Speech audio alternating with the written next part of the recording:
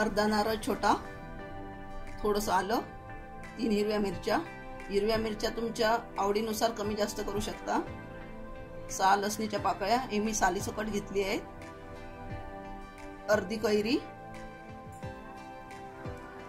ही गोल कैरी घेतली आहे, ती आंबट जास्त असते आणि लांब कैरी असते ती आंबट कमी असते, तर कैरी पण तुमच्या आवडीनुसारच घ्यायची आहे। कोथिंबीर भरपूर घेतली आहे, चवीनुसार मीठ।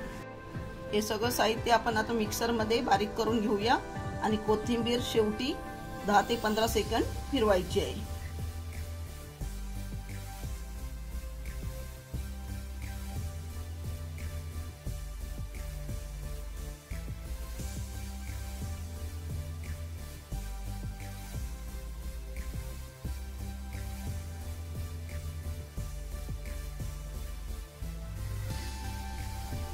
कोथिंबीर शेवटी फिरून घेऊया।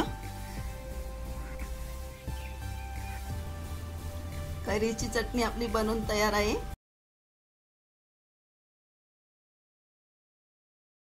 2 वाट्या सुकं खोबरं हे पातळ असं कापून घेतलेलं आहे, 1 चमचा काश्मीरी मिरची पावडर, हे 15 मी लसणी पाकळ्या घेतली आहे आणि त्याची सालं नाही काढलेली, तशी सालासकट घेतलेली आहे, चवीपुरतं मीठ। आता आपण हे मिक्सरला लावून घेऊया सगळं।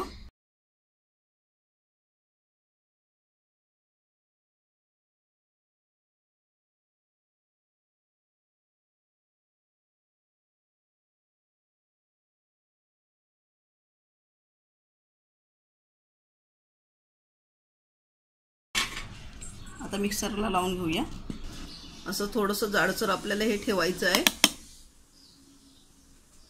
आता मी काढून दाखवते तुम्हाला। सुका खोबरा लसणीची चटणी आपली बनवून तयार झाली आहे।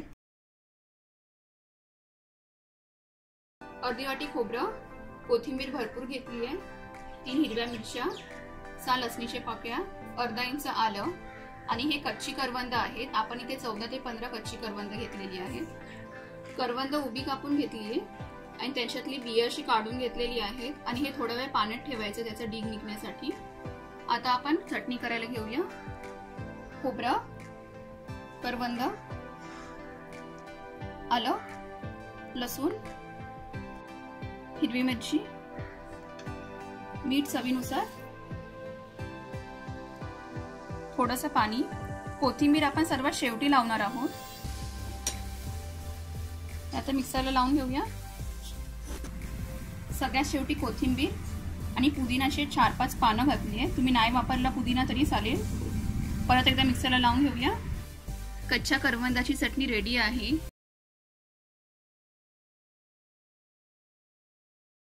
1 कप पुदिना, अर्धा कप कोथिंबीर, पुदिना कोथिंबीरपेक्षा डबल घ्यायचं आहे आपल्याला, पाव चमचा जिरं, 5 लसणीचे पाकळ्या, अर्धा इंच अद्रक, 2 मिरच्या, 1 मोठ्या लिंबूचा रस आणि चवीपुरतं मीठ।